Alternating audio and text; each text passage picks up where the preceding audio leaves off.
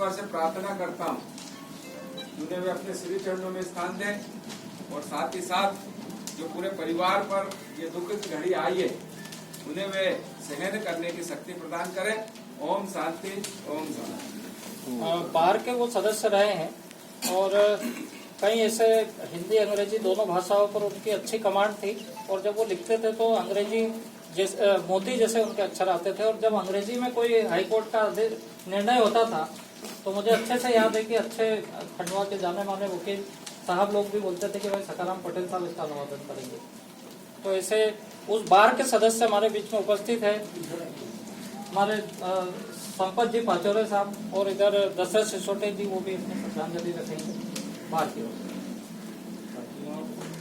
माननीय सखाराम पटेल हमारे बीच नहीं रहे, बड़े दुख की बात है और ये क्षति पटेल परिवार की नहीं है, पूरे संपूर्ण समाज की क्षति है। जब मैं 2003 में मैंने सनद दी तो मैं सखाराम पटेल साहब से मिला। साथियों, बहुत ही उनका सरल नेचर था और बहुत ही अच्छा स्वभाव था उनका। उन्होंने मुझे बहुत अच्छी बातें बताई और बहुत स्वागत किया कि बेटे बहुत अच्छी बात इस क्षेत्र में आप आए हो। तो उन्होंने मुझे बताया कि मैं उस समय तीसरा सामाजिक व्यक्ति था। पटेल साहब के साथ दूसरे नंबर पे नंदू भूरे थे और तीसरा में संपत पाचौरे था। तो साथियों, उस समय वो शासकीय अभिभाषक थे और जब भी मुझे कोई समस्या थी तो मैं उसे ज्ञान लेता था और बराबर मुझे वो गाइड करते थे। कई मामलों में सामाजिक बंधुओं पर वो सहयोग करते थे।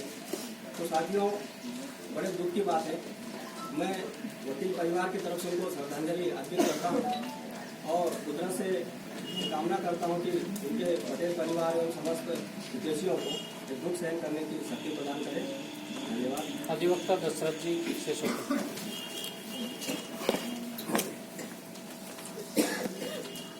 सभी शोकाकुल परिवार जो कल रात को हमारे समाज के गौरव परम श्रद्धेय श्री मध्य प्रदेश शासन के पूर्व कैबिनेट मंत्री श्री सखाराम पटेल जी का निधन हुआ, जैसे ही सूचना मिली वैसे सभी को बड़ा दुख हुआ और निमाड़ में अगर देखा जाए तो सबसे पहले अगर हम भगवंत राव मंडलोई साहब को छोड़ दें, उसके बाद में अगर देखा जाए तो पहले कैबिनेट मंत्री बनने का उन्हीं को गौरव प्राप्त हुआ। मध्य प्रदेश सरकार में रहते हुए उन्होंने विभिन्न विभागों के उसमें उन्होंने काम किया, क्योंकि वो एक अच्छे कानून के जानकार थे। क्योंकि वहां पर जब उन्हें जो भी प्रभार दिया जाता था सोच समझ के दिया जाता था कि ये कानून के अच्छे ही जानकार है और इस विभाग में रहेंगे तो इस विभाग का सुधार बहुत अच्छे से कर दिया जाए। तो उन्होंने जिन जिन विभागों में रहे उन विभागों में उन्होंने बहुत ही अच्छे तरीके से बहुत बेहतर तरीके के कानून बनाने में बड़ा योगदान उनका रहा है। राजस्व विभाग में रहा है उनका जो एक अच्छा काम जो रहा है कि राजस्व विभाग में रहते हुए उनको मालूम था कि पूरे मध्य प्रदेश में जो कोटवार लोग जो है वो कहीं न कहीं अनुसूचित जाति या अनुसूचित जनजाति वर्ग के लोग हैं, छोटी जाति के लोग हैं। इन लोगों को कहीं न कहीं वो कोटवार लोग अदाव के ऊपर ही उनका भरण पोषण हुआ करता था, किसी ने अदाव देना नहीं देना। तो वहां पर हमारे पटेल साहब ने वहां पर कानून बनवाया कि इन्हें अदाव न दिया जाए और इनका एक फिक्स वेतन कर दिया जाए। तो पूरे मध्य प्रदेश में जो कोटवारों का जो वेतन मिल रहा है वो उपलब्धि हमारे पटेल साहब की उपलब्धि है। उसके बाद में पहले जो अनुसूचित जाति विभाग हुआ करता था वो कंबाइंड हुआ करता था। उस विभाग में जब वो अनुसूचित जाति विभाग के मंत्री बने तो उन्होंने उस समय अनुसूचित जाति विभाग को ही अलग करवा दिया कि इसमें आवंटन ज्यादा होगा और अनुसूचित जाति वर्ग के लोगों को इससे ज्यादा फायदा मिलेगा। और उसका फायदा मैंने भी लिया, क्योंकि अनुसूचित जाति विभाग के हॉस्टल में रहकर मैंने पढ़ाई करी है। क्योंकि जब ये मंत्री थे जब तो मुझे नहीं फायदा हो, लेकिन इनके बनाए हुए कानून नियमों से आज पूरी समाज को और पूरे अनुसूचित जाति वर्ग के लोगों को उसका लाभ प्राप्त हो रहा है।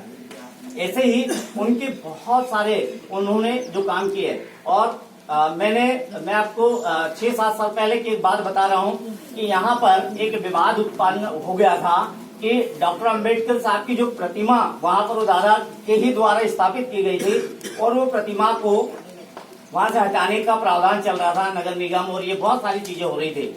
मैं उस पर बहुत सारी चीजें वहां से हटाने का प्रावधान कर दिया गया था। सब लड़ाई लड़ रहे थे कि नहीं वो प्रतिमा वहीं रहेगी, कुछ लोग बोले कि भेज दो, कुछ लोग बोले नहीं वहीं रहेगी।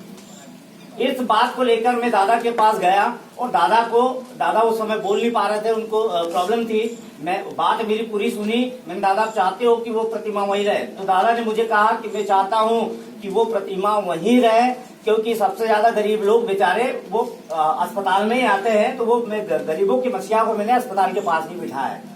तो मैंने दादा वहां से ये हटाने की बात चल रही है, बोले कि मैंने उनके इशारे से बोला वो नहीं है। उन्होंने मुझे एक लेटर पैड लिख के दिया और बोले नगर निगम में जाके दे देना। नगर निगम में जाके दिया, महापौर जी के ने देखा कि अरे लेटर आया है। शाम को ही वहां पर लेआउट डल गया और बोले ये प्रतिमा अब यहीं रहेगी, यहाँ से हटके कहीं नहीं जाएगी। तो ये मतलब उन्होंने मुझे 5-7 साल पहले ये इस प्रकार का काम करके दिया था। तो ऐसी शख्सियत आज ये बहुत मतलब इस निर्माण के लिए नहीं, पूरे मध्य प्रदेश के लिए, क्योंकि उनकी जो कार्य है पूरे मध्य प्रदेश आज उसका लाभ ले रहा है, सिर्फ निर्माण नहीं ले रहा है, पूरा मध्य प्रदेश उनका लाभ ले रहा है। तो पूरे मध्य प्रदेश में अगर देखा जाए तो एक प्रकार से दुख की लहर है, क्योंकि उनके द्वारा जिन लोगों को लाभ मिले हैं निश्चित तौर से आज उनको भी सूचना मिली है, तो वो भी आज बहुत दुखी है। तो ऐसी शख्सियत हम लोगों के बीच से आज चली गई है। मैं परमपिता परमेश्वर से ये प्रार्थना करता हूँ कि आप अपने श्री चरणों में उन्हें अपना स्थान दे और जो शोकाकुल परिवार है उनको ये दुखद घड़ी में या दुख सहने की शक्ति प्रदान करे। ओम मध्य प्रदेश में